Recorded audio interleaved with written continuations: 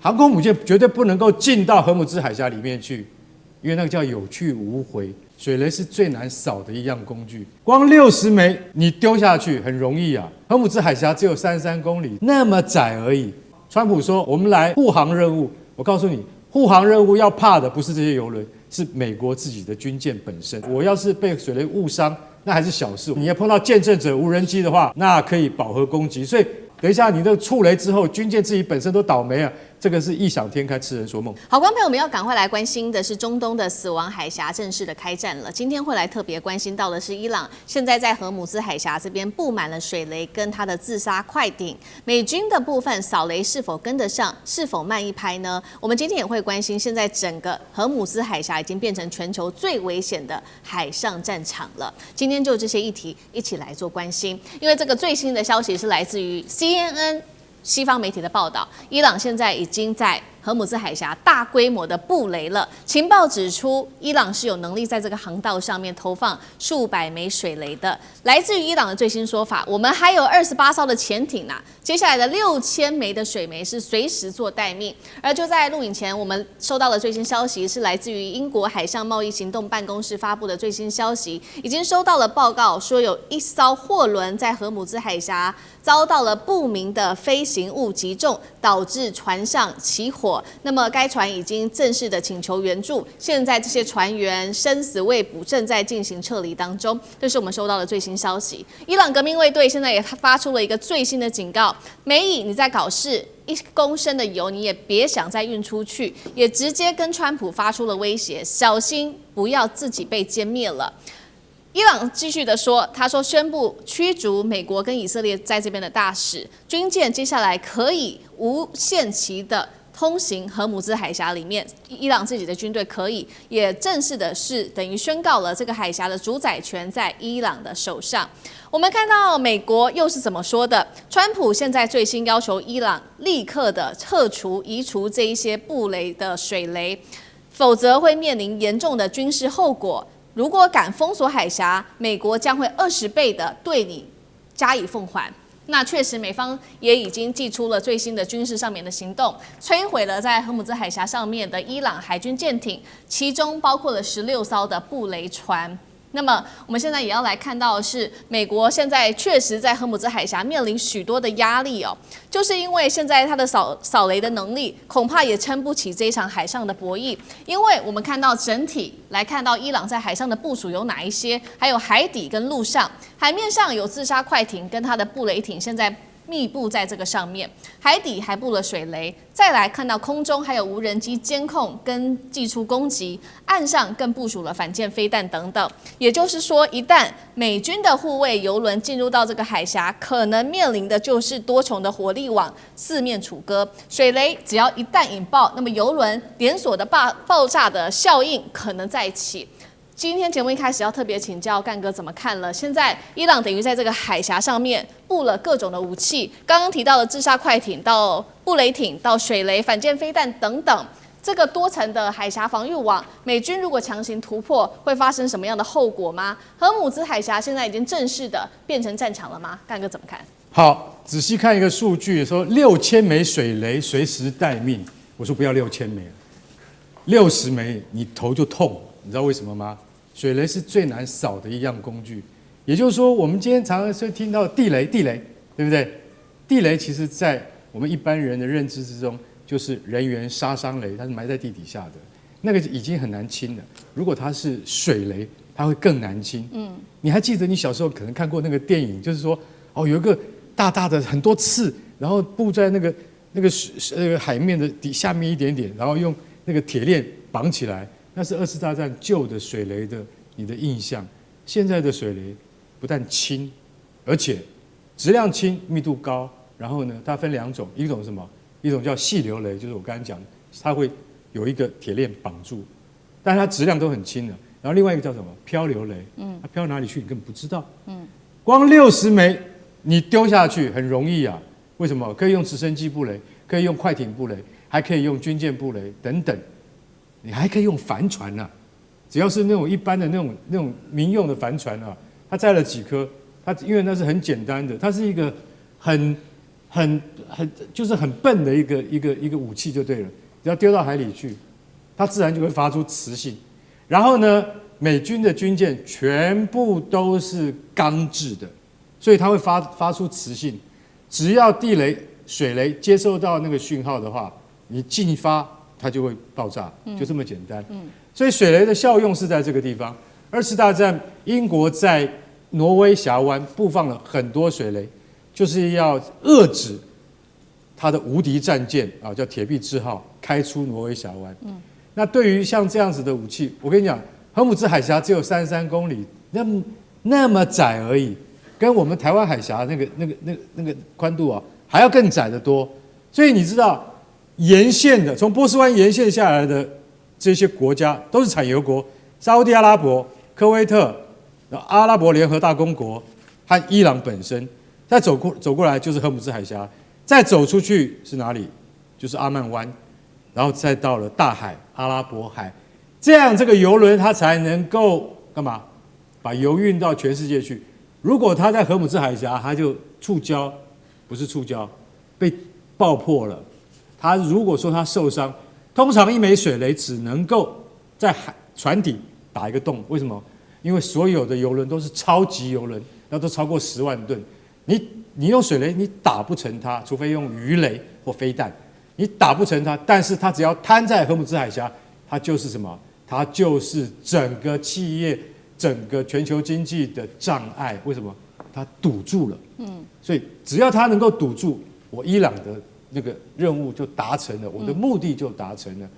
所以现在好，那我们就讲川普说我们来护航任务。我告诉你，护航任务要怕的不是这些油轮，是美国自己的军舰本身。他怕死了。航空母舰绝对不能够进到荷姆兹海峡里面去，因为那个叫有去无回。我不知道在里面准备了什么东西。是除了水雷之外，我要是被水雷误伤，那还是小事。我刚才讲过，航空母舰也是10万吨的，你打不成它。但是你要碰到见证者无人机的话，那可以饱和攻击。所以荷姆兹海峡它不会进去。但是你在外面的时候，我请问你一下，美国海军的驱逐舰就都是伯克级都是神盾舰，这些神盾舰都是1万吨的大船，他们只要碰上了一颗水雷之后，它一样也不能动。所以你知道扫雷舰的要求很高，它是什么？它是塑钢的船体，它不能带磁的。所以以前你还记不记得我们台湾发生的庆富案？那个庆富案就是那个他根本从来没有造过扫雷舰，他根本没有那个 know how， 他就跟国防部讲说，跟海军讲说我能够造，这个瞒天大谎。那现在美国你知道只有多少艘扫雷舰吗？3艘，只有3艘，叫做 Revenger 复仇者级，只有3艘而已。还有另外一种最新的叫纳瓦河级，还没有造出来。所以我现在已经把这个战例分析给大家听了。美国的扫雷能力比日本远远不如，日本是全世界最强的扫雷国家，他们从2次大战就开始注重扫雷。为什么？因为它是整个环海的，你应该请日本海军来帮忙请日本海军到荷姆兹海峡来帮忙，他们非常会扫雷。可是美国自己本身没有扫雷的能力，所以拜托不要用军舰来护航。等一下你这个触雷之后，军舰自己本身都倒霉啊，这个是异想天开，痴人说梦。好，那我们刚刚因为也有提到最新消息嘛，这是来自于英国办公室这边说的，有一艘货轮在荷姆兹海峡被攻击，现在这起事件持续的在升温，荷姆兹海峡现在看起来已经越来越严重，变成了海上战场吗？岳老师怎么看？找日本过来帮忙扫雷也没有用最主要的原因是因为荷姆兹海峡离伊朗太近。大家知道什么叫荷姆兹海峡？荷姆兹海峡最长的地方才90公里，最浅的地方的话呢33公里而且实际上它的那个靠近伊朗那边岸的话呢，水非常浅所以伊朗的话呢，它就是你们讲到说水下地雷布雷的船的话，伊朗就有搞出6000颗水雷那这个距离就非常近然后自杀快艇是无人的，无人快艇的话，你来了船，它派出去，那等于是活动的水雷那更不得了对不对？你看到了就讲。然后第3个岸基飞弹，什么叫岸基飞弹？岸基还有火炮它太近了。这个火炮一般来讲的话，打到100公里以内就很容易。它整个荷姆兹海峡完全在伊朗的涉及境内。那现在要问的问题是，为什么伊朗这种不活了、鱼死网破了，大家一起同归于尽？大家不要忘了，伊朗也是产油的国家，它自己的船也要透过荷姆兹海峡出来啊，对不对？好，现在的话呢，这里面有3个部分，大家需要了解。首先，第一个，伊朗真的很生气啊。那个哈梅尼耶的话呢，哈梅尼的话呢，就是被杀掉以后，现在就为什么选到他的2儿子啊？穆贾什巴啊。这个最主要的原因，就是因为伊朗全国上下都非常生气。这个宗教国家的生气不是一般人可以了解的。这个大家就要特别注意。然后第2点的话呢，就是美国跟以色列一开始对伊朗的时候狂轰滥炸，到目前为止只会以暴制暴的结果。那伊朗现在就决定跟你搞个鱼死网破。荷姆兹海峡是不能够封的。为什么？里面牵涉到大家千万不要以为说啊，有人现在都降低这种弹的比例啊。其实严格来讲，它是至少25%。大家现在说只有20%，其实我听到的是有时候到达33%。为什么？因为中东地区它不但是油，而且是气。你要搞清楚，就是说这个全世界最重要的输油输气的国家都在这个区域，然后这个地形一打开，它一定要经过荷姆兹海峡。另外一边的话呢，红海也是在胡塞武装的势力范围之内，所以两边的话几乎都没有任何的出路。在这种情况之下，伊朗发觉这一招有用，就是说他这个同归于尽，讲起来连我们在座都影响到啊，因为就是说大家一起死啊，最惨的就是韩国、日本加上台湾啊，大陆可能有它的能源的分散区域啊。然后第3个原因更重要的是，美国本身讲不清楚他们到底要干嘛。然后真的我到现在我问了很多人啊，只差求神问卜而已，就是说美国到底在干嘛啊？你跟着以色列去搞这个干什么？人家以色列讲起来，伊朗是最大威胁，你美国根本没有这个压力，所以你在这种情况之下的话，你搞不清楚，然后慢慢被识破手脚。这场战争不能拖，拖到今天11天的时候，伊朗、俄罗斯、中国，甚至连北韩都看清楚了，就是把你拉住，就是把你拖住，让全世界一起下沉，让你产生压力。所以在这种情况下，因为大家就会觉得说，美国要扫雷啦，美国要释出它的这个战备储存油啊，美国要想办法要对伊朗威胁，要无条件投降啊。这个原来不关美国的事啊，原来本来没有影响这个事情啊。我甚至可以讲说，这个在这个李汉建中老师会讲得更清楚，在这个发生战争之前，台湾的股市好得不得了啊，现在突然一下完全变了，现在每天都非常的稳，就 volunteer 啊。就是不知道到底是怎么样上上下下摆动。好，确实哦，现在伊朗祭出了这个荷姆兹海峡，在这边布雷这一招哦，希望给全世界都压力，并且对美以施压。那另外一方面，其实呢，这个伊朗他也是看准美军在这个荷姆兹海峡这边做这个扫雷的动作，其实是无能为力的，特别是在扫雷的能力跟速度上，其实都跟不上伊朗的速度。我们先来提到伊朗这个美军的扫雷能力，为什么说严重不足？如同干哥帮我们提到的，现在呢，其实美军手上只有3艘的滨海战斗舰是可以做扫雷的。然后呢，如果这些扫雷装备是装在上面的话，等于就装不下防空武器了。也就是换句话说，如果你是在扫雷的时候，军舰就会变成活靶子。再来就是速度的部分，美军一天最多只能清除50到100枚的水雷，但是伊朗一天可以布雷达到了700颗，将近已经是，如果是以100来做计算的话，将近已经是7倍了。那么靠的就是它有20艘的小型的潜艇跟3艘的大型潜艇，都可以一天3趟不断的去布雷。换句话说，伊朗的布雷速度是远超过美军的布雷速度的。怎么看这场水雷战？美军打得下去吗？聂老师怎么看？单纯谈水雷战，当然美军当然打不下去嘛，这个真的是差非常大。这个伊朗呢，这个对荷姆斯海峡对他来讲哈，不管21海里、33公里，这个最短的地方，实际上对他们来讲是一个非常重要的，所有的战术战略的重要的，说不好听就是他们战略武器啊。他们用这个是可以真的牵制到世界，包括我们讲说，我们现在东方所有的人员、天然气所受的伤害。但不管怎么说，他不是随便要封锁。这是他的武器，他最主要的，我们现在很清楚，他的现在的敌人就是真的已经火力全开的。除了以前以色列，就是背后的这个父亲就是老爸就是美国嘛。当然，这个川普呢，他就特别的执意要去打。刚才那个苑教授讲到，真的搞不清楚他为什么要打，但是我等一下分析一下他为什么要打。而这次有一个很大的逻辑问题啊，我等一下讲一下。你说美国会不会赢？当然不会赢，但是这是定义问题，也不算不赢啊。因为你知道川普的个性，他不是那个 Apprentice， 他有3招吗？第一个攻击、攻击再攻击。他玩梭哈，你知道都是修颠丢大牌。我多厉害，我全世界第一，我先吓死你，叫你不敢动，来跟我谈和平协议。我要4个理由，前2个理由就是他一定要达到的终极目标，他完全没达到。他现在就要退缩了，不是很塌口吗？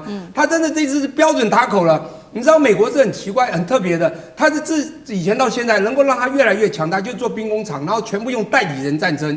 别的地方打，像俄乌就是这样，他能够一直在后面 support 你乌克兰，他人就不要出去。这次还真的就去了，还真的不知道为什么就直接打伊朗。真的他对伊朗痛恨到这样吗？不是，其实有真正的很重要的原因。我先讲一下 ，Apprentice 讲他就是攻击、攻击再攻击。第2个叫永不认输嘛。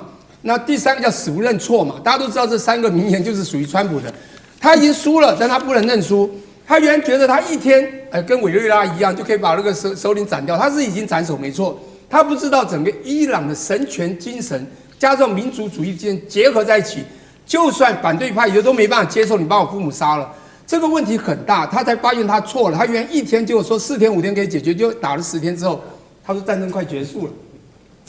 他到底打什么咋结束？他理由很简单，我打了5000多个点，5000多又怎么样？他的终极目标4个里面最重要2个，其实就是核计划、核能力，所有的核设施、核能要全部毁灭吗？你去年钻地弹不是钻60公尺，不是要炸到核吗？结果没有成功，这次就一定做得到，他一直很有信心。第2个是导弹啊，尤其长程导弹，它导弹已经研发到，因为伊朗的攻击力量是很强，以色列是因为靠美国，那它有一个金囧是可以防范没有错。可是你知道，它可以用你这一次大家很清楚，用便宜的无人机或者呢就可以用你很贵的什么爱国者飞弹去打掉，你知道，几百倍的军力去打，它已经消耗到了所有的，这是一个很大的消耗战，美国就被消耗很惨，以色列消耗很惨，所以你知道伊朗还有很好的战术，也就是在你把他的首领杀了以后，他们有没有认输？他们其实知道自己不太可能会赢，但他也不愿意输得很难看，他必须全力反击。所以我觉得这件最严重的就是川普绕到了一个逻辑的问题，他说我要停战了，伊朗说我没有要停，那我为什么要停战？因为我打了5000多个点，我够了。其实你要知道为什么他要有2个目标，第一个长程飞弹，第2个是核设施。因为你看北韩就知道，他敢动北韩吗？敢动金小胖吗？因为北韩就是有长程飞弹，也就是有洲际飞弹，也就是因为有核设施，美国动都不敢动。伊朗他就是怕他走到这一步，所以历任总统都是怕，没有人敢这种。川普他自己以为他很大，我们军事力量多强，世界第一，我要去制裁你，4天就搞定了。结果后来讲，可能要打久一点哦，所以发觉被消耗得很惨。他后面你知道武器的制造已经完全制造业空洞化，他不知道怎么去support他后面武器，还有他未来还要想到他未来的假想敌还要需要更多的枪炮弹药。他发觉先打完了，或打掉一部分，他根本没办法应付啊！飞机或军舰也打掉，他怎么办？你看他1艘、2艘、3艘航母去，请问连伊朗他都没有办法这样子完全照着他的牌来出牌，他的未来我觉得真的很危险。你看最近你不是觉得人员局长他们还自己觉得很厉害，说你看我听到消息了，我们有海军真的，美国就那么护了1艘船过去了。结果后来被自己打脸，大家都知道这个消息，根本就没有。他过去有这个实力啊，对，他过去的力量够啊。其实到川普没有了，但川普是声音大，你知道吗？他这种是很会喊话的。所以说你教川普说他现在还在讲要求伊朗要怎么讲，他现在怎么要求？他原来要求的和平前沿都不答应，你现在把人家打得那么惨，还告诉人家说我要求你停火，我就有20倍军力。他现在自己怕，但是他会在说他的牌已经没了，他会故意先亮出一个大牌，其实他已经没有大牌了，而对方先亮小牌越来越大，他越来越害怕，然后就喊我还有哦，我还有更大牌哦，要吓对方。我跟你讲，这已经塌口了。好，接下来我们关心，现在看起来川普是想要停战哦，但是又怕认输嘛。另外一方面，现在其实还有一个问题，就是就算川普想要停战，但是以色列会不会拖他进入这一场战争的泥淖当中呢？现在美国的网友很多人都已经上街示威了，希望能够停战，甚至发起了送川普的儿子上战场的这个各种的示威活动。那其中选举现在看起来共和党是要惨了吗？今天我们会一起的来做关心。好。本来现在看到的是美以1战争是不是真的要结束了呢？原因是因为川普接受了电视台的广播公司专访的时候特别讲到，他说这场战争打得非常的彻底，差不多可以结束了。尤其伊朗他没有海军，没有通讯能力，没有空军，我们美军的进度是远远的超前的。但是现在关键来了，他说完这些话的时候，他又说了，我们赢了很多，但是不够。记者问他这是什么意思，他说，这个本周似乎还不会结束战争。现在看起来是不会结束战争的原因，跟纳坦雅胡有没有关系呢？因为现在专家也做了一个分析，总理纳坦雅胡他想要打垮所有的敌人，其实不是只有伊朗而已，还包括了黎巴嫩真主党，甚至是胡塞组织。所以说，并不是川普一个人可以决定的。甚至川普之前就曾经说过，何时结束战争是他跟纳坦雅胡双方共同的决定。好，不过呢，伊斯兰革命卫队针对了川普讲了这么多话，也出来呛瞎。他说呢，未来决定战争什么时候结束，是不是美军结束的，是由我们来决定这场战争何时结束。伊朗的总统也说，要求德黑兰无条件的投降，根本就是痴人说梦。再来看到伊朗的外交部说，只有在确信未来不会再遭受攻击的情况下，他们才会结束战争。川普对于要不要停战说法，其实看起来还是反反复复的。重点是不是又被以色列总理纳坦雅胡牵着鼻子走呢？他可以，他也敢对纳坦雅胡说不吗？大使怎么看？所以他的那个魏科夫啊，还有他女婿啊，都已经要到以色列去了。会不会一下飞机就先标3字经？不知道，对，因为事实上以色列不讲武德，对不对？打这个伊朗的油库，这个应该是他们事先约好的，不要去动油库。以色列单方面啊，自作主张去打，所以才会美国的官员气急败坏啊。你破我布局啊，我不想把这个事情蔓延到这个石油方面这一部分，你不要去碰它。结果以色列照打，所以以色列方面传出来啊，美国国防部官员一打来就开口就3字经了，对，所以呢，川普当然是很火大了。那而且川普才不是受以色列节制，川普是听华尔街的啊。华尔街怎么做，怎么说，怎么做，对，那他才能。川普又喜欢打电话，我告诉你，打电话是最笨的，你会被受到人家立刻给你一个压力。你喜欢打电话给欧洲各国领袖是吧？欧洲、欧盟10个国家的总理打电话找你，就说这件事情不要玩过，你玩过你去搞石油啊，我告诉你，我们本来就不太支持你搞石油，我们就反对了。就是这样直接讲啊。虽然你要天天跟人家打电话，最好人家大人物都不轻易接电话，就怕你话一丢你就走了，对不对？警告人家就是你喜欢接电话，人家就好警告你嘛。所以川普给自己很大压力，所以他立刻他就出来说，战争很快会结束，对不对？人家记者第一个问题说，你说很快会结束，你前2天你这些战争部长还说还要打4周嘞，对不对？那现在很快是多快？那川普也不敢说很快。我们就看他明天早上他怎么说，对，看他怎么说。这个事情啊，以色列内塔尼亚胡，你要真的这样玩的话，内塔尼亚胡川普绝对跟他翻脸，绝对跟他翻脸。对，所以这个基本上先把内塔尼亚胡稳住。内塔尼亚胡如果是要自己干的话，那美国很简单啊，我本来还帮你防守你的上空呢，那就你自己看吧。美国对乌克兰不是这样吗？你不听话，我就撤走对你的军事支持啊，武器也不给你了。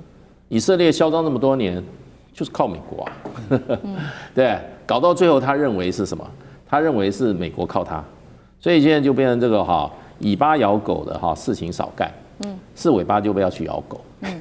那时候小布希公开讲说，我美国人要不要打仗，美国决定。你要把它拖下水，没有那么简单啦。是，所以现在的状况就变成你一碰到油，这个事情就这难搞了，对不对？你看伊朗这么小心，我封锁荷姆斯海峡，只打了1艘美国的油轮呐，对不对？也没有把它打沉啊，打伤一下，大家都点到为止。你要玩真的时候，就是玉石俱焚了。而且你美国也会被烧得很惨。那所以川普现在真的紧张了。我觉得对他来讲，他要收这场战争的话，伊朗已经说了，你要保证未来不对我攻击。这都是谈的。这都是可能的条件之一啊。那就川普来讲的话，川普跟中国大陆干到最后说我们现在进入休兵，到最后一样对伊朗说我们休兵1年，我休兵2年，对不对？川普会这样做的，川普是一个很灵活的一个商人啊，哎，非常灵活的。那只要对他不利的时候啊，那会让他付出真正的重大代价的时候，他马上就转了。这样战争啊，我认为说停就停了。好，所以川普不太会受这个纳坦雅胡的摆布。这件事情的起源就是因为以色列去炸了伊朗的30座的油库，所以美国非常的愤怒，就骂了这个国骂。但是现在有另外一个问题，就是说，那美国希望扶植在伊朗这边的亲美政权有这么的容易吗？尤其现在经过了这一场这么激烈的战争之后，民众还接受美国吗？干哥有怎么看？这就是最难的地方嘛，这也是你川普做不到的地方。理想总是很美好，你想要扶植一个亲美的政权，谈何容易？为什么？因为根本没有条件嘛。这个国家是只是你美帝没有办法渗透的一个，它不像伊拉克它也不像约旦这伊朗好，我们直接讲，它就是铁板一块。你非当地人，或者是就是说了解当地的人，你根本没有办法去接近那个权力的核心。所以老实讲一句，美国这样做，坦白讲只会引起反感，而且它引起最大反感，你知道是什么吗？是他这一次动手没有告诉任何盟邦。我在2月28号那天要动手，讲个小故事。意大利的国防部长现任的他那时候人在哪里？人在杜拜，就飞弹打过来了。他说怎么回事？原来他就在饭店里面，虽然没有，你知道那个他处在的饭店，我们就不讲哪一间了。但是朱美拉棕榈岛你知道吧？那是新月型的，是阿拉伯联合大公国对全世界的骄傲。你看我填海造陆造出一个棕榈岛饭店，那里有3家饭店，他在哪一家我们就不讲了。真的那个飞弹不是飞弹，那个无人机就打到了他的饭店的外面，他吓一跳，他说：“身为国防部长，我不知道我的盟邦美国干了这个蠢事，然后你要干可以啊，你跟我讲一声嘛。”我赶快回去嘛，结果没有。他同时也是在这个受惊的这批旅客的名单当中，意大利的国防部长真人真事，所以你就晓得说，你根本没有通知照会我们这些盟邦，你就动手了。回想起1991年跟2003年2次入侵伊拉克，都是盟国都是美国你是大哥，跟你一起跑，我们坦克运过去，我们战舰过去。你看，这次你出兵那个伊朗，没人跟你啊，只有以色列而已啊。而且老实讲一句，你要看以色列的脸色，那其他国家怎么会同意呢？法国第一个就不同意，瑞士也讲了，这犯了战争罪嘛，这违反国际法嘛。其实有更多，英国不敢讲，为什么？英国永远不敢讲，他心里这样想，他不能讲啊。法国敢讲，其他很多欧盟的国家都不认为这是一个师出有名的，是正义的。然后伊朗虽然可恨，但是你应该要用外交手段来解决。等一下我们会谈到，就是中美这个川习会要展开了。王毅外长讲得很实在，就是说你不能就这样跑出去打人家嘛。那你打人家，你要的结果是什么？你得到了你的结果吗？好像没有。然后以色列又炸了30个伊朗的那个储油库，美国就觉得说奇怪。那个是民生用油，你不能炸油库啦。然后内塔尼亚胡根本不理你，我要干嘛就干嘛。这些油库有可能转为军事用途，我把它炸了再说。问题是老百姓也受其害。内塔尼亚胡是不管你的啊，川普只能够认了。那川普认久了以后，我跟你讲，就会更被欧盟所讨厌。为什么？只要到了刚刚大使说，现在一统113，已经快要到129了，超过129了，我就跟你讲。那就完蛋了，那就代表说什么？世界的经济就会被瘫痪了。所以，川普你还是要算盘还是要打一下，可以这样做吗？我觉得真的不值得。好，针对于这场战争，不只是看到美国的盟友对美国表达不满之外，现在呢，美国自己内部也重新做了一个最新的民调，就是开战之后，大家对于川普他去打这场战争，还有处理伊朗的方式做的民调，都是超过50%的民众表示非常的不认同的。那么现在另外一个就是这个权威的赌盘预测机构 Polymarket 的最新统计，他们认为民主党获胜的几率高达了85%。我们现在也看到，在美国各地现在出现了非常的多的反战示威哦，其中一场示威是有上千人的一场示威，他们就高举牌子说送川普的儿子拜伦上战场的一个联署哦。那现在网络上我们看到的这张图片哦，是网友特别制作出来，就是他的儿子上战场的各种的照片，他们把它拼接成一个海报。那上次哥又怎么看这个？对于其中选举会有很大的影响吗？如果照这样下去，川普的其中选举共和党的部分真的不妙。那这些东西都是环境记者的创意。但我们通常来讲去观察，现在美国媒体基本上也都是每一个月甚至每2个礼拜就做一次川普的主要的民调。那这次特别对于这次美伊战争来讲，超过67%的民众认为，就都超过60%啦，就认为油价会持续上涨，或认为这场仗还会继续打下去。那么，但是支持打这场仗的美国民众对川普只有不到30%，29%而已。所以最后我觉得一切的东西，真是国际上油价，当然这些东西都闹纷纷，影响很大。可拉回到任何一个国家，像美国这样子的其中选举来说，最后都还是跟人们的生活到底产生什么样的影响了。所以在现在这波民调当中，人们在意的其实并不是这场美伊战争，是在意的是美伊战争跟油价带来的通膨的影响。比如说，在最新的这个月刚刚过去的统计，美国的失业率基本上又上升了4.4%哦。所以这种失业部分的波动虽然都是有的，可是一旦有能源的危机产生了更多的影响，会不会更严重呢？以及我们在里头看到的部分是，这些虽然都是一个论辩，政治的论辩，但地方的这些其中选举还要拉回到地方上的民主党、共和党的这一些大家互相的搏斗。目前统计起来，对于共和党或对于川普长期的整体的不满，并没有让民主党大家觉得助来你民主党。可是呢，在某方面以德州这个民主党大本营为例，你会发现主要还是他的移民跟边境政策，有大量的拉丁美洲人流到民主党，好像这次会压制在德州方面的这个共和党参选人哦。所以就是说，真正在其中选举里头，跟台湾一样，很多 local。地方上真正这个人比来比去的东西，大环境的因素会有影响，但那些因素往往都还是民生议题，通膨或者是失业的这些，不见得延伸到这个国际局势啦。但目前整体来说，看起来，我想赌盘已经告诉大家了，目前这个情势，而且以美国过去来讲，其中选举大概8月以后就已经是非常非常血腥，在那个地方争斗了哈。所以坦白讲，这个。川普最后要拿出一些对他的利多，好像没几个月哦。那川协会能不能拿到一点点？其实有首歌叫做《我该拿什么东西来爱你》。对于美国来讲，我该拿什么东西来投你？川普跟共和党可能接下来只剩几个月时间而已。今天中东情势，我们要来赶快关心到是美军现在号称他们绝对是胜券在握了，但是被发现现在防空系统告急之外，库德民兵真的能够对抗伊朗的这个伊斯兰革命卫队吗？伊朗的部分，他现在也攻击了土耳其，要挑战北约的势力。那么，美国跟以色列联手炸伊朗的飞弹口，能够断绝伊朗的后路吗？今天就这些议题，我们会特别来做关心。3个火线话题，今天我们会请来宾来特别帮我们做解答的。真的吗？如刚刚我们所提到的，美军是胜券在握吗？现在比较挑战的是它的防空导弹。根据了解，是不是已经告急了？数千名的库德族民兵能够打败伊斯兰革命卫队吗？这一场战争到底会拖多久呢？再来就是现在呢，整个伊朗已经攻击到土耳其了，北约国家现在都非常的紧张。到底要不要启动自己的安全承诺呢？这个是打脸了川普，他说已经摧毁了伊朗的飞弹战力吗？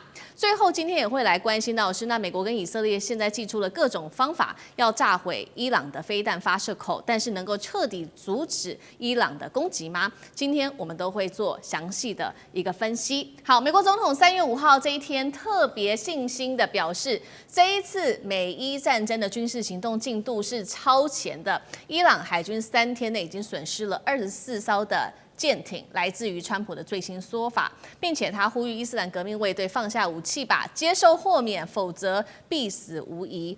接在川普后面的就是美军中央司令部的司令古博了，他特别提到伊朗的战力正在大幅的衰落当中。他说，伊朗的弹道飞弹攻击减少了90%，无人机的攻击更是减少了83%左右。但是在这些话说完之后，我们也要特别来看到 Politico 这边做的报道。他说呢，事实上，美国正在要求自己的国防部赶快加派军事情报官进驻，因为他们觉得这一场战争并不如川普这样说的可以这么快的解决，甚至他们预估这场战争会打到9月份了。另外一个比较打脸的消息是来自于《金融时报》，揭露了一个美军不敢公开的一个机密。特别来看到这个报道，特别提到了防空拦截在美军的部分的弹药库已经到了危险的一个边缘了。特别我们也整理出了几个美军很重要的系统，包括了萨德跟爱国者。来自于香港01的报道。萨德系统总数已经不到了650枚，一次援引就会全部被打光150枚。爱国者飞弹系统同样的，现在也是非常的吃紧的。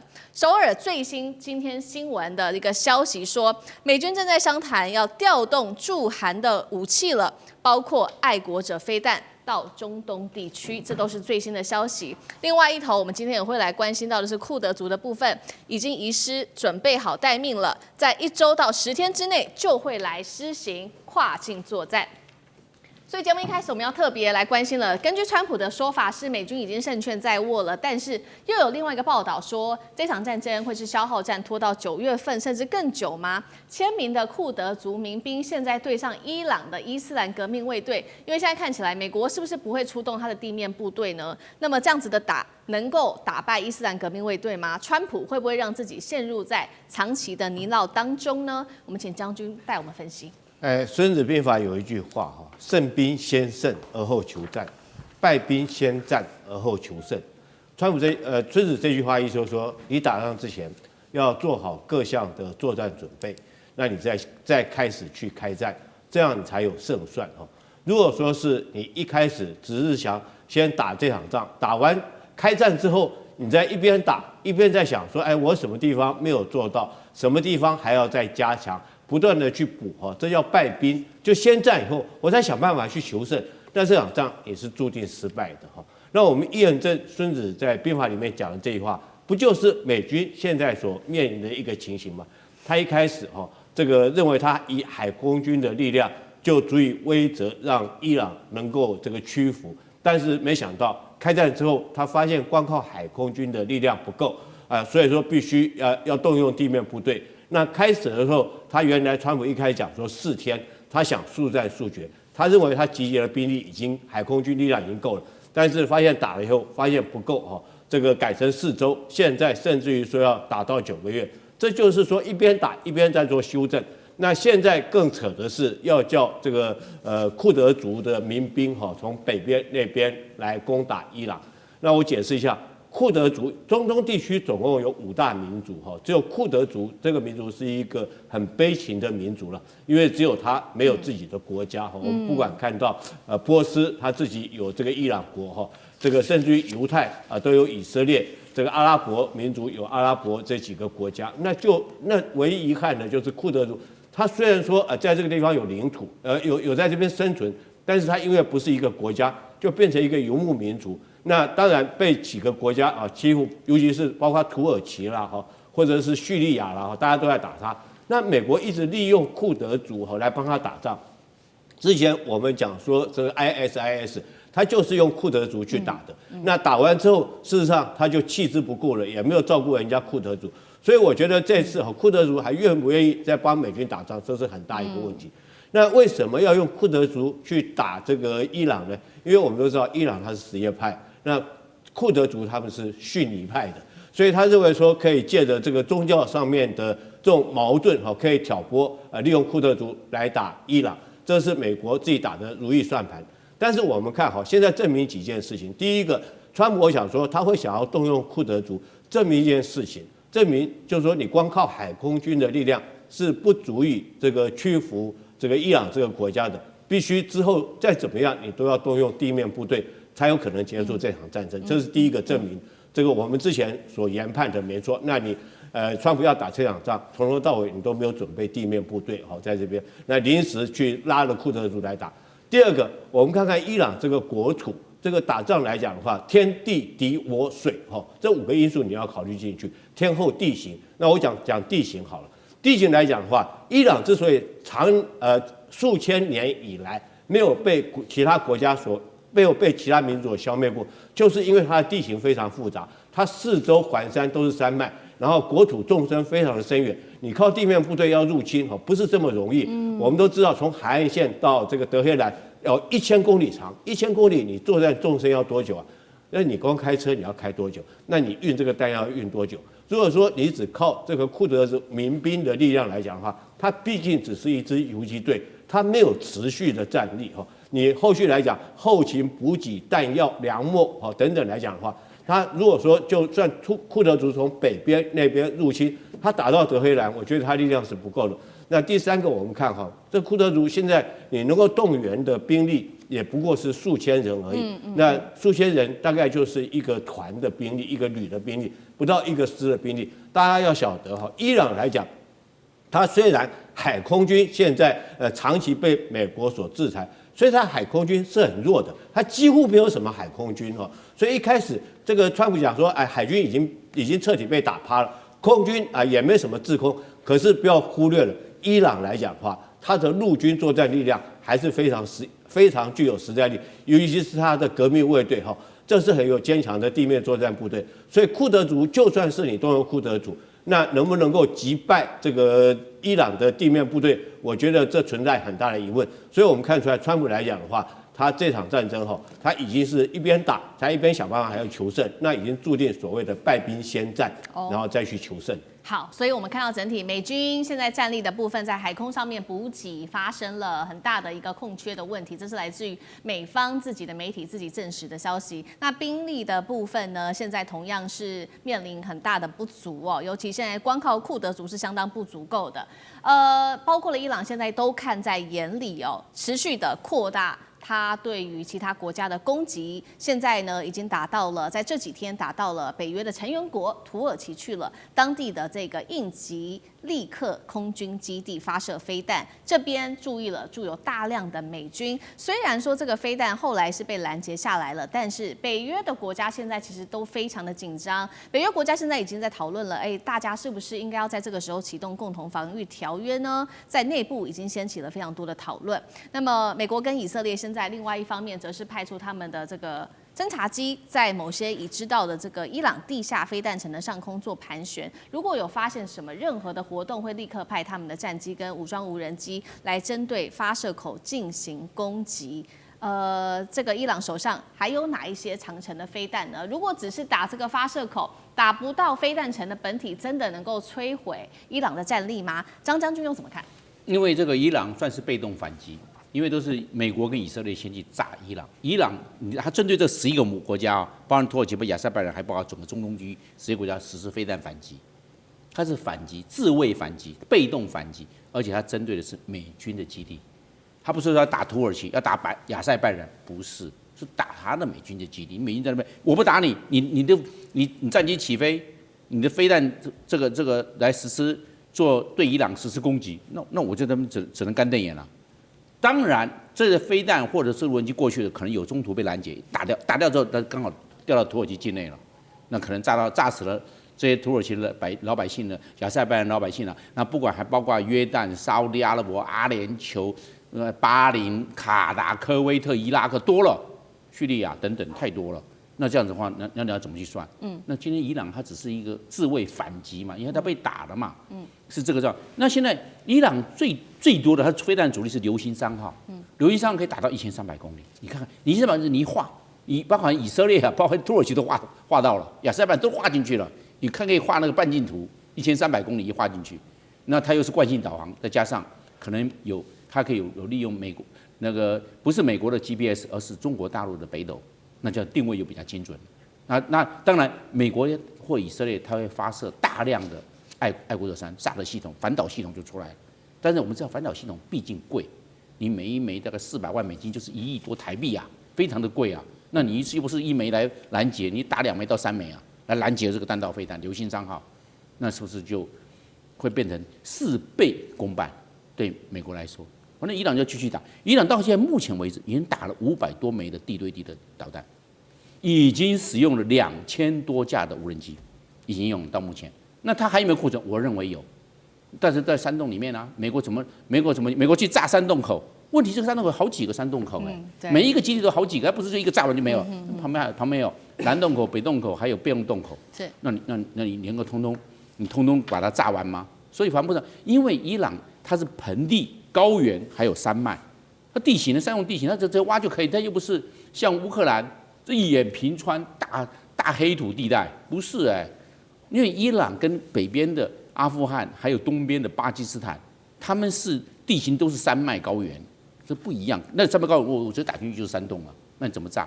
美国用碉堡克星，美国用钻地炸弹去炸，但是问题是，你的厚度是有限的啊。我在下面你怎么炸？你只能炸洞口，洞口位轻轻就出来了，里面是好的。你洞口炸烂，但是里面是好的啊，是这个样。所以真正要毁灭、一网打尽伊朗的无人机跟地对地的飞弹，我认为蛮困难的。同时，美国现在面对3个压力：第一个时间压力，本来说打4天，或者说打2个礼拜，现在说我们可以打4个礼拜啊。那4天变成4个礼拜，你不增加7倍啊？或者说，美国是面对了时间压力，而且知道现在美国的行动线现在已经开始初选了，都有这方面的压力，都已经开始了。所以时间的压力，美国必须面对。第二个压力，库存压力，它向韩国调拨。没有向日本调拨吗？你敢讲吗？对，没有向台湾调拨，你敢讲吗？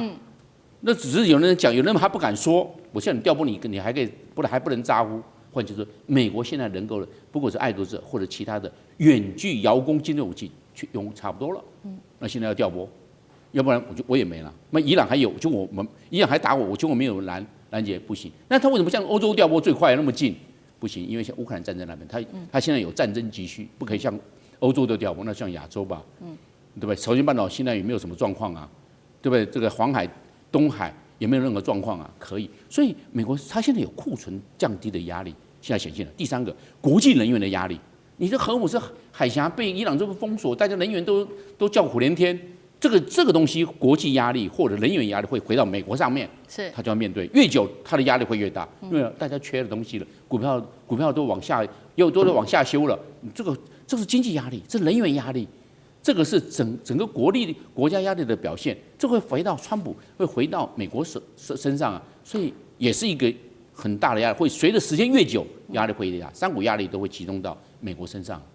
好，所以看到现在美国面临军事武器库存的压力之外，还有同时来自于国际各方给予美国的压力。那其实在这个时候，美国还是希望能够介入到伊朗的神权，能够把这个神权教士给灭了。那川普现在积极介入的就是，虽然说哈米尼被斩首了，但是呢，现在传出来说哈米尼的次子会担任接下来的最高领袖。那这一位是穆吉塔巴，川普已经说了，穆吉塔巴如果要接任的话，我是不可以接受的。川普也向这个《纽约时报》透露说，他接下来想要做的事情就是，当时呢，这个针对委内瑞拉，他想要仿效这个案例，协助委内瑞拉来建立新政府。他说，伊朗也要做一样的事情。但是当然了，这个专家也特别做了分析，伊朗比委内瑞拉复杂多了，里面要涉及到的包括了有宗教领袖的体系、革命卫队，还有军警等等。川普要介入神权，真的做得到吗？聂老师怎么看？OK， 我觉得川普啊，从某个角度，他应该心中是蛮慌的。表面当然好像很镇定，因为他拿着他美国的霸权，认为他什么都做得到。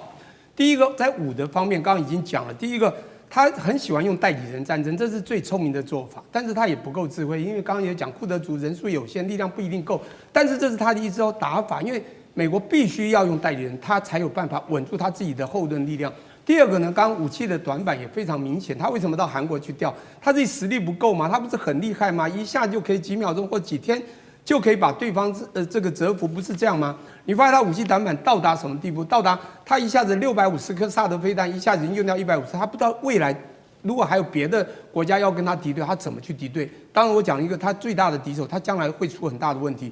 第二个呢是文的部分，你知道吗？他原来这个信誓旦旦的认为说啊，我哈米尼，我把他这个解决掉之后呢，很快我可以搜索追踪他所有的接班领导人，也可以把他马上干掉。结果呢，他也很高兴的说，你看这些接班人全部都被我们解决了。结果没有想到，其实啊，伊朗真的跟委内瑞拉是完全不一样，他完全忽略，也就是智慧真的是不够，只是聪明有余啊。达到了什么地步？就是因为它的复杂性是这样子哈。第一个，在它的这个在革命卫队这个真正的神权体制里面呢，实际上他的每一个忠心于中心的这个神权的人都是非常忠心的。当你打掉了部分人，其实每一个都有可能去接班，而且他们会同仇敌忾。这个同仇敌忾还不止如此，如果川普呢不接受他的儿子啊，刚讲这个所谓的穆吉塔巴，这是他的次子嘛，当然这个长子还有他的一些女儿也同时遭殃。但重点是他来接手，他当然不会接受，因为他一样会有非常大的一种对美国这个非常痛恨的心。但重点来了，他即便想要去找过去反对这个神权制度这些这个所谓的这些这个接班人，但重点来了，其实你会发现他们的复杂性是这样的，即便是反对这个神权制度的这些人，他们也非常强烈的民族主义。因为这个伊朗这个国家，其实大家要了解它的历史，在西元前550年到西元前330年，它叫波斯大帝国啊。这个帝国跨欧亚非大地啊，就居鲁士把这个国家弄得多强。从那时候开始，他们是有历史背景的。波斯这个帝国呢，让他们非常民族自信。其实这些反对是因为伊朗它的整个宗教的文化让他们非常的压抑，也就比较保守。这些比较亲西方势力、想要西方化的人，是希望他们的生活好、经济好，比较有自由派。